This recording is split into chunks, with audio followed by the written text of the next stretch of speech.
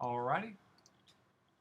First of all, if you will go to the Moodle page, don't forget I gave you some InDesign notes that you could have downloaded that cover all the things that we'll be talking about. This one particularly has to be very, very detailed, very specific. So if you'll open up the notes, I believe it's here it is, this page will give you information on setting tabs and how to set tabs properly. So if you don't get it when I'm telling it to you, this page will give you all the detailed notes about setting tabs and what they will allow you to do. Also for this project, let's see, here we are. Make sure you download the background JPEG. It's very important, and you can download an example of the final thing that we're creating. If you want full color instructions, I've passed out just a black and white copy.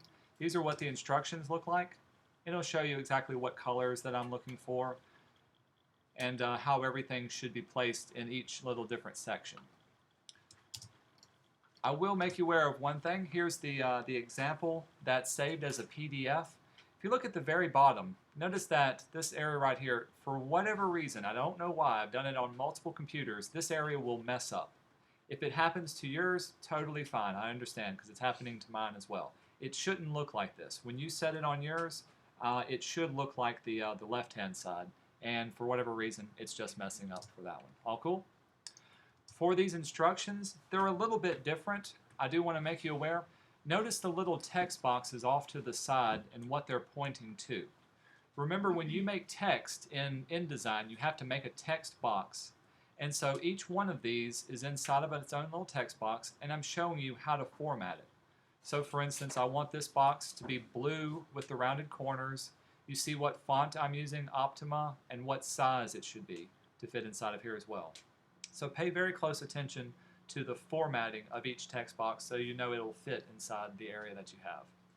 Also, when we set the tabs, I want to show you exactly what your distance should be when setting these tabs, so pay attention to these numbers as well as we work for those. Any questions before we begin? Cool. Let's jump into InDesign and see what we can do. This is what your final product is going to look like. Notice the bottom is correct. So we're going to make a new document. We'll go to File, New, and choose New Document. Now this is going to be a little bit different from the previous ones that you've created. It's not going to be a regular size document. In our case, I want it to be 4 inches wide, and so that's what I want to type in down here at the bottom, 4. And I want the height to be 11 inches, so that one's all good for there. The next thing I want you to set are some margins on the inside, and these are just little guidelines on the inside of your page that keeps everything in order. Right now I've got margins at the top and bottom set to 1/2 inch, and on the inside and outside to set to different things as well. If I want them all to be the same, I'm going to click on this little link icon, and automatically it sets each one to be the same for there. Pretty cool? So if I typed in 25 for the top margin, if I click on this next one, it automatically sets 25 for everything else. I'm not going to worry about columns. You can facing pages, it's all good. We'll just hit OK. It's only going to be one page. And so this is the document that I have set up here as well. All right. The first thing I need to do is, using my rectangle frame tool, I need to bring in that background image that I have saved. I'm going to put my background on the desktop so I can find it. So remember, the rectangle frame allows you to put pictures onto here. So click and drag. Does anybody remember the keyboard shortcut to drop in an image, to place it in? Command D, very good. I always say drop in, so Command D is the way I remember that one. So on my desktop, there's the background. We'll hit OK for there. All right. So I've got my background already in place. Notice that it's divided into 4 different sections, and this is where each section will be. So try to keep your text within each one of those sections as you place it out. Next thing we need to do is make some color swatches, some specific colors. And I kind of showed you how to do this in the beginning. Remember, you can go over to your right-hand side. These are some pre-made swatches you can work from. But I want to do even better. I want to make my own new ones. On the left-hand side, at the bottom of your toolbox, this is your fill color.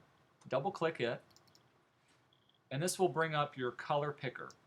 If you look on your instructions, I've given you a series of numbers, usually 3 sets of 4, a C, M, Y, and a K. Then we talked about why it's C, M, Y, K. Anybody know what those stand for? Okay, good. Y'all gonna learn something new today. Every printer that you ever work with, especially if it's a desktop printer like we have in here, all the colors you see are made up of 4 different colors. Cyan, which is blue, magenta, which is red, yellow, and black. So a combination of those 4 colors, and you can see the C, M, Y, K, will give you any color that you want to be able to print.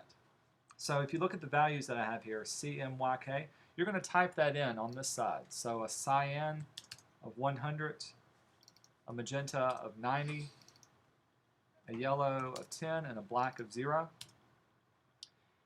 Let's see, if I hit add to color swatch, it's going to give me this kind of dark purple, purpley blue type look. When I hit OK, if I go over to my swatches, here it is saved at the bottom. So there's that specific color. Let's do the same thing for the next one. Double click, fill color, type in the CMYK values. So let's do this quickly. 15, I'm going to hit tab, 100, tab, 100, and 15. Add to swatch, you can see there's the red, and there's the red that's also saved down there as well. And let's do that final one, 85. Y'all catch me if I do it wrong. 135. And so now we've got a green swatch that will work from. Those are the 3 colors that I want you to use when laying each of these out. We'll hit OK. We'll go from that. So let's start building each little different section. So this top one needs to be a text box with rounded corners and needs to be blue. Use your type tool. I'm just going to kind of click off to the side. You can do it on top of there, but I like to build it to the side and then redraw it off. I'm going to go ahead and type in build your pizza. Now we're going to format it. So what's my font that I need to use? Optima. Remember, yep, Optima Bold. So at the very top, left-hand side, I can start typing Optima, O-P-T, there it is. And I can choose Bold from down here. Hey, do y'all notice what alignment it should be? Should be centered. I didn't even list the alignment. And that's where this is right here. So it'll line up. And what size should it be? 21 point. And here's your size. So I'll even type in 21. So there it is there. I'll move it into place.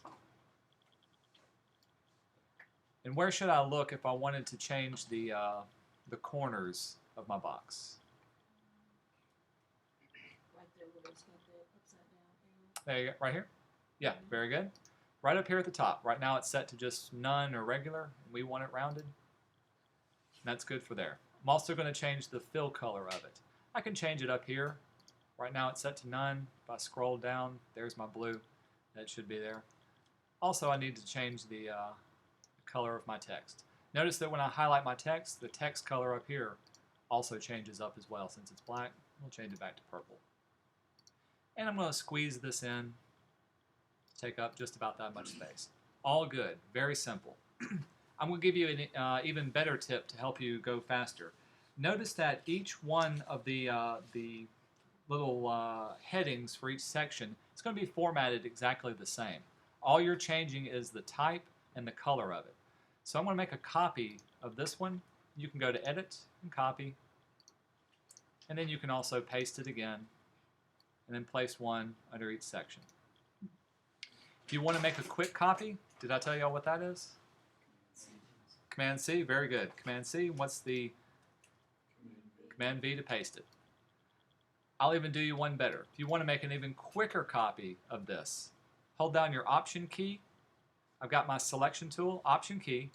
When I click and drag, it'll automatically make another copy of it as well. So now you have 3 different ways of doing it. Option key, click and drag, Command C and V, or just going up to the Edit menu. Any questions? Have I blown y'all's mind already? Okay. Let's see. Next one, I'll go ahead and just quickly make another text box. And so this one's going to be, make your pizza to order. Oops, I got my caps lock on.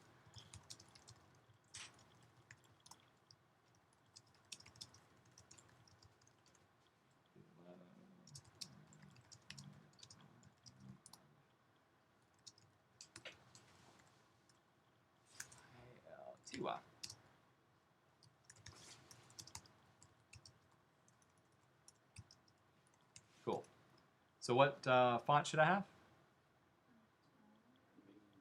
Minion Pro Italic. Bingo.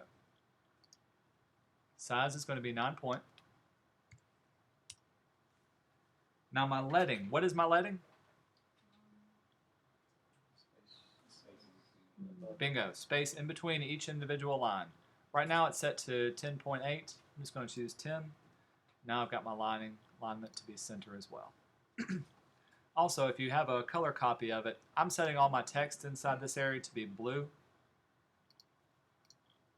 And so we've set it to be that particular blue as well.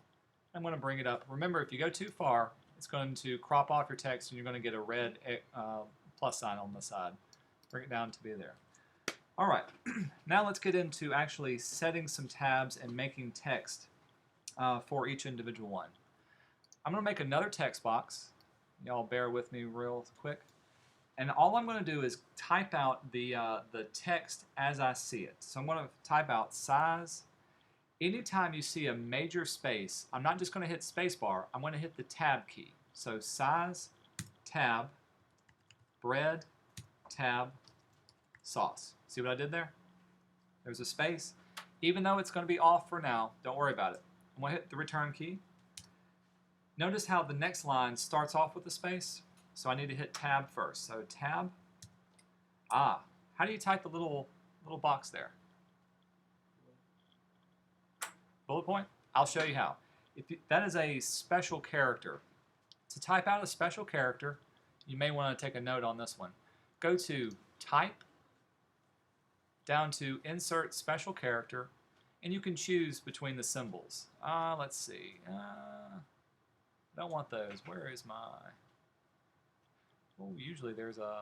Oh, I'm sorry. No, not show hidden characters. Is it a marker? No. Well, I just stumped myself. Ha! Tell you what, I'll go back to that. It's been a year since I taught this one. I'll go back to that and do that. We'll skip over that for now, but I'm just going to type in the word small. Should capitalize that. Hit tab again, thin, tab, and spicy. I see why. We'll go back and do the next one. Medium, tab, thick, tab, house special. And I could type each one over and over again. Notice it only spaced just a little bit between each one of those. Even though I hit a tab, it's only giving me just a little bit of a space. Now we're going to select everything and actually set the tabs up. So once I've typed everything out, I'm going to highlight my text. Very quickly, I'm just going to set this, I've got it to Minion Pro. I don't want to have it 10 points, so I'm going to set that to 10 point. Just so it'll fit. To bring up your tabs dialog box, go to Type and down to Tabs. Notice the command key is Shift Command T. And that'll bring this up. This is a little dialog box that usually fits in between whatever text box that you created. Now you can move it around if you want to, but I usually keep it right on top of my text box. And you'll see why in just a second. This comes with a little ruler bar, and there's some different types of tabs that you can choose from at the top. Now, if you look on the instruction sheet I've given you, I've asked you to put a left justified tab. Left justified is this first one right here. All I'm going to do now is click on my ruler, and you can see it'll add a tab, and it'll give you a little line to where it's going to be placed at. And as I click and hold, you can see the X position of where I'm placing that one. The first one should be at 1/4 of an inch. So let's pull this one back in right about there. And when I let go, check out the alignment that happened right there. It automatically spaced itself to be right there. All right, so the next one should be 1 1/4. 1.25. Bring it in just a little bit more. Notice that one's brought up. 1 3/4. Excuse me, 3/8. Right there. 2 1/4. And 2 1/2. right there. So I've got 5 tabs all set up. However, check out my text that's down here. It's not all still lining up perfectly. That's because every time I hit one tab, it's only going to align to that tab that I've set. So what I need to do is I want bread to be aligned with this one. I need to hit one more tab. So I tabbed once for this one, tabbed twice, and now it's aligned with that tab. Sauce is also aligned perfectly with that one as well because it only tabbed over. So small, thin, I want this to be aligned with this tab. So I'm going to hit tab one more time, and now it's aligned with that one. And I want spicy to be aligned with the last one. So as I tab over, notice now they're kind of falling all into proper order. If I continue to type, I'm going to hit return, hit tab once, so this will give me large. I have to hit tab twice, and tossed. Hit tab twice again, tomato. Making sense? What tabs allow you to do is everything now vertically is going to be lined up along those spaces. If I highlight them, I can move any one of these tabs over and it will also move everything that's aligned to that tab. Now keep in mind there was a double tab placed there, or bread is actually farther over. But if I move this one, everything on that line will also line up to that one as well. Pretty cool. Okay. Let's continue down. Got one more. This one should be deep dish. Tab twice, and then thin sauce. Ha! Should be thin crust pizza. Oh well. You get it from there. You can go back. We can format it properly. Remember, these should be bold and also probably a larger type as well. I'll let you format that to be perfectly the way it should be. I'll move this up. If you need any more space, you can always move these type boxes up to create space. The final thing is under special instructions. So let's create a type box. I'll type out special instructions, colon. I'm going to go ahead and format this. So this one should be 13 point. It should be bold. There it is. And let's give it 16 point leading. Oh, don't have it on there. All right. Is that 16 point? No? Okay. 13 point. That's what it should be.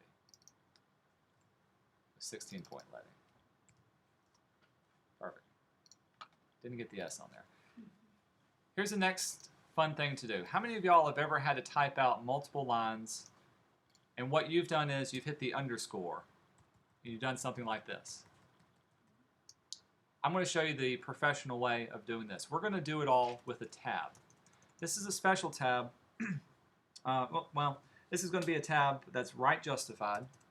So in this case, notice that a left justified aligns everything to the left-hand side. A right justified will align everything to the right-hand side. So this is the one we're going to choose. And I'm going to add it right at 3.5, right here on the edge of it. So 3.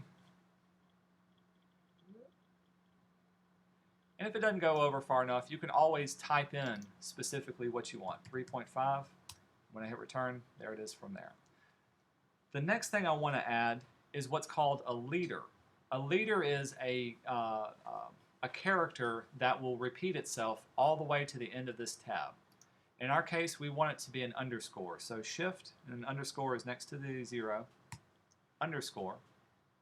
So this character right here will be repeated all the way across if I hit a tab. There you go. So now all I have to do is hit tab each time to add as many lines as I want. If I ever wanted to change the amount of spacing that I have, all I need to do is to change my leader, and it will also change up from there as well. Look up here on the board, and I've written out what each of the tabs will allow you to do. So you've got 4 that you can choose from. So the left justified tab allows you to align text on the left-hand side. There's my ruler. So you can see the text.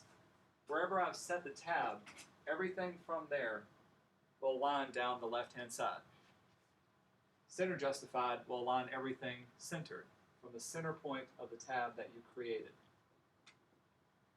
no matter what text you have. And the right will align it on the right-hand side. Now another type, the final type, and we'll get to that one a little bit down, this will align it to a decimal point or a specific character that you want it to be. Decimal points most often used, especially if you have things like a price, and you want it to be aligned based on the amount of change that you have, which is usually 2 spaces. So if it's aligned to the decimal point, whenever you list out a price, all your prices will be nice and evenly lined up from there. But sometimes you want it to be aligned up something kind of unique, like in this case I've aligned it to a colon, and you tell the computer, align to the colon, and no matter where the text is, it will keep that colon in line from there as well. The leader, so if you want to do something like chapter 1 is on page whatever, if you put a period right there, it'll put periods all the way across. In our case, if we put an underscore right there, it'll just put an underscore and it looks like a solid line going across. So you can type in any character. I can put the letter A in there, and it'll type A's all the way across as well. That's what a leader allows you to do. It leads your eye from one side to the other side of your page. Pretty cool? Okay, let's continue on with these as well. Pay attention to the formatting. I didn't do a good job showing you the formatting because I know you know how to do it already. But when it's finished, it should look something like this. Now I promise I'm going to look up how to type in those special characters. I had a brain malfunction just right now. But we'll go back to that. Alright, so the second section is pizza toppings. If you look under there, notice that I'm using a center justified tab for each one of these. Let's change up our formatting for this one. This one should be red. Highlight this.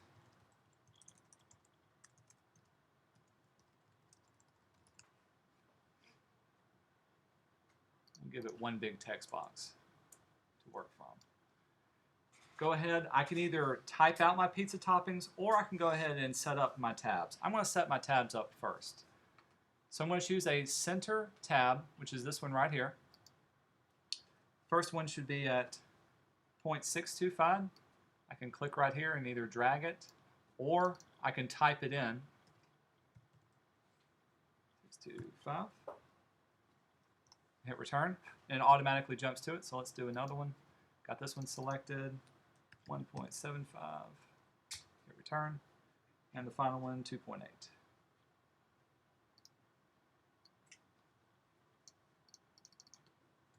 First you get the center, and then you type in the numbers. Correct, yeah. You want to click on it first and actually create one, and then type in the number after that. Yeah, very good.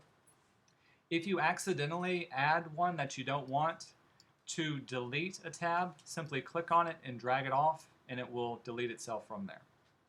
But you always want to click first and make sure you have it selected. Then go ahead and set the X position from there. Very good. All right, so let's type these out.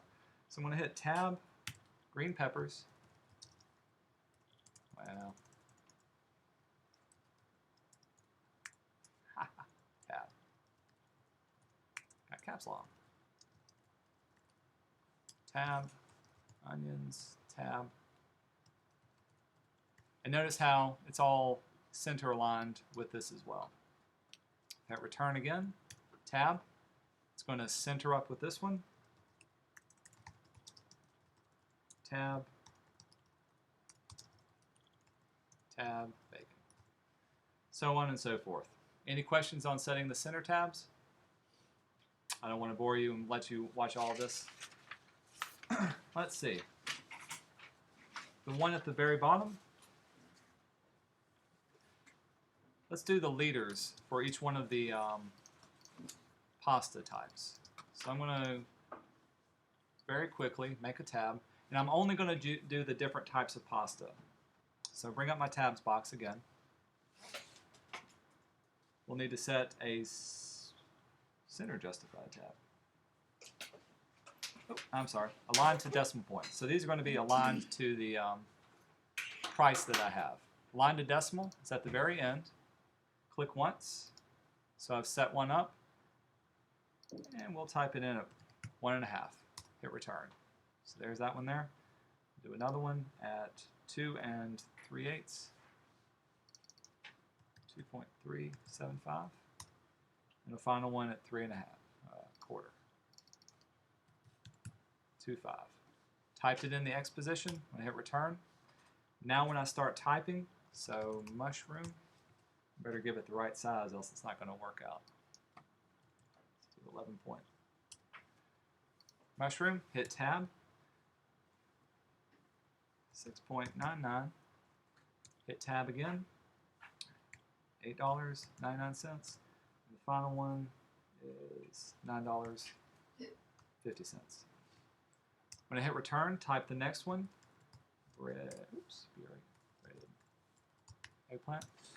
Now when I type it, $8.99, my decimal point is all still aligned. I could type in any amount, so if I made it, $228, it's still going to align to this one. I can add numbers to the end of this one, and it still only aligns to that particular one. So this is why your decimal point comes in handy a lot. Hit tab again. $9.99, and finally $10.50 for this one. Does anybody notice one thing that I've neglected to put on there? My leads, yes. If you forget to do it, be sure to select all of your text, and this is where you can type in your leader. So I'm just going to type in a period. When I hit return, aha! Notice it only did it to that one. That's because I had this tab selected. So let's try it again for each one of them. I'm going to select this one now. Need to add a leader. Hit return. So that one, and also a leader to this one. You'll have to add a leader for each tab that you set. And it's better to do it at the beginning than have to wait and redo it like I did. So meatballs, tab, 5.99. Now you see it's actually adding my leaders as I'm typing it out as well. 5.99. And then $6 for that one as well. All good? Any questions? Those are the main things that for setting tabs and for practicing setting the tabs over here as well. Question? Where was the tabs toolbar found? Tabs toolbar. If you'll go up to type and choose tabs from there. And also I see answer to my previous question, how do you type in the little box up here at the very top? So if you want a checkbox, I'm going to put my cursor right there at the beginning. Go to type, it's glyphs. That's what we want to look for. When you open up glyphs, this will show you every single glyph that whatever font that you're using. And you can see I've recently used some other fonts in different types as well. There's the checkbox. If you don't see it, change your type to wingdings. Let's see. There it is, wingdings. And you can find the checkbox in here. There's one right there you can use, or you can use this one. This is the one I like to use. If you double click, you can see now it's added that font to there as well. The easiest thing you can do is you can highlight it, copy, Command C, and paste it into each one of those. Now you've got your checkbox going off from there. Again, I found that under type, under glyphs is where you want to be able to do that from there. Sorry, I couldn't remember that previously. It happens. Happens to everybody. Okay, all cool? We'll see how far we get through with this. Chances are we won't finish today. If not, we'll just finish it up on Wednesday, and I'll have something else for y'all to do from there. One last thing. You're going to upload this to Moodle. Sorry, one more thing. Here's how you can save a PDF, how I want you to save this file. First of all, you should always save the InDesign file, so you can go ahead and save that. When you get ready to make a PDF, you can go down to Adobe Presets. Sure I'm telling you this correctly? Yeah. I want you to choose High Quality Print. It's going to ask you to give it a name. I'll call it Pizza Menu. And we'll save it to my desktop. We'll hit Save. It's going to give you this other dialog box. Don't worry about anything from here. Just hit Export.